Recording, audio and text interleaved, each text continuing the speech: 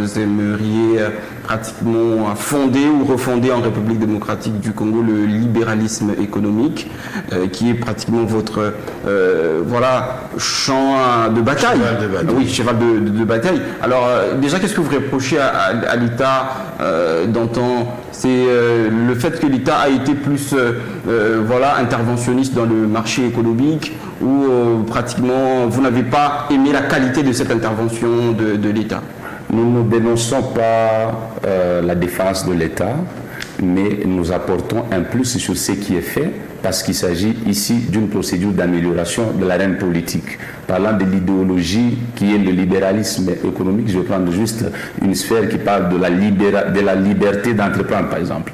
Pour un Congolais, pour un politicien, c'est qu'il faudrait ici au niveau de la République démocratique du Congo permettre à ce que chaque fois que vous voulez entreprendre une démarche, que vous puissiez l'entreprendre de manière libre, mais aussi dans le respect de la loi, dans les contours de la loi. C'est comme ça que nous appelons nos partis légalistes, et nous venons apporter cette offre-là au niveau de l'arène politique, pas pour dénoncer seulement, mais pour améliorer les conditions, la politique nationale de la RDC. Voilà pourquoi la raison d'être du parti politique Le Vent d'Avenir, mais aussi avec sa vision d'impacter d'une manière comme d'une autre, afin que l'histoire du Congo ne s'écrive jamais sans le parti politique Le Vent d'Avenir. Est-ce que Le Vent d'Avenir n'est pas de le suivisme politique? Parce qu'on le sait, ceux-là qui ont le pouvoir ont la force, ont les moyens. Est-ce que vous ne vous êtes pas inscrit dans cette lignée-là pour avoir ce support électoral pour vous amener à gaver plusieurs, postes au niveau de l'Assemblée nationale, au niveau provincial, et avoir, pourquoi pas, des nominations ministérielles? Conquérir un pouvoir pour un parti politique n'a jamais été un délit. C'est d'ailleurs une des missions nobles d'un parti politique.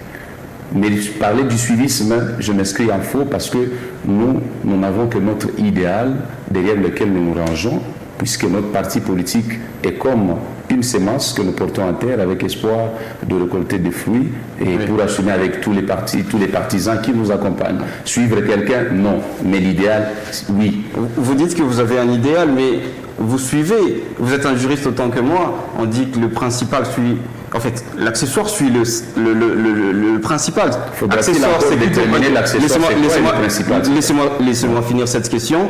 Je pense que le principal, dans ce contexte, c'est l'union sacrée qui établit les règles du jeu, qui établit également ses objectifs. Et quand vous venez, vous intégrez.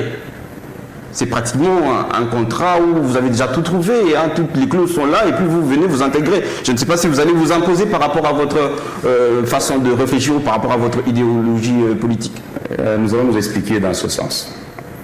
Un cadre politique comme un groupe politique, voire la famille politique Union Sacrée, regorge des parties prenantes, mais avec un initiateur qui est le porteur de la vision. En politique, porter une vision, ce n'est pas mauvais. Mais ce qui est mieux, c'est pérenniser cette vision, faire adhérer certaines autres parties prenantes à cette vision afin que vous formiez un groupe dans le temps et dans l'espace. Et cette vision a des définitions, des limites. Et dans cette vision, il y a également des intérêts. Je ne peux pas dire qu'il n'y a pas d'intérêt, puisque déjà conquérir le pouvoir, c'est un intérêt. Et nous, en tant qu'un parti politique qui prône le libéralisme économique, nous avons étudié le projet de la famille, mais aussi la vision, et nous avons trouvé l'intérêt et la nécessité d'y adhérer. Nous adhérons pas à une personne, nous adhérons à la vision, à l'idéal. Et ce n'est pas du suivisme, c'est de la rationalité. Et avoir un ministère, avoir une présidence, avoir, je ne sais pas, les sièges au niveau de l'Assemblée, ce n'est pas aussi mauvais.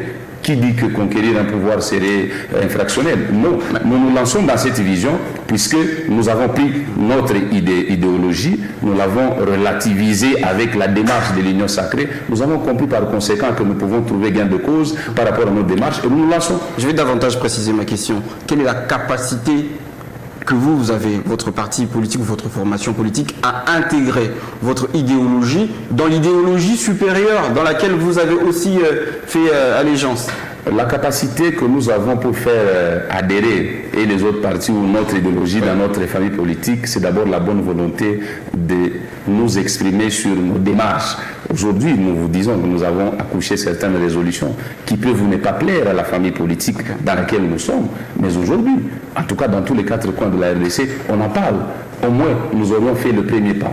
C'est que le plus dur, ça aurait été de commencer. Nous avons commencé et nous faisons parler de nos résolutions, mais nous ne pouvons pas imposer les résolutions. Nous faisons adhérer les parties prenantes à nos résolutions afin que tous nous puissions cheminer ensemble vers un idéal et impacter la politique nationale congolaise. Et voilà notre force, une nouvelle touche dans l'arène politique des partis politiques. Il s'agit expressément du vent d'avenir. Alors, entrons dans l'actualité. C'est ce congrès que vous veniez de tenir à Kinshasa il n'y a pas très longtemps et vous parlez déjà des résolutions. Est-ce qu'on peut nous rappeler quelques résolutions que vous avez accouchées de ces congrès?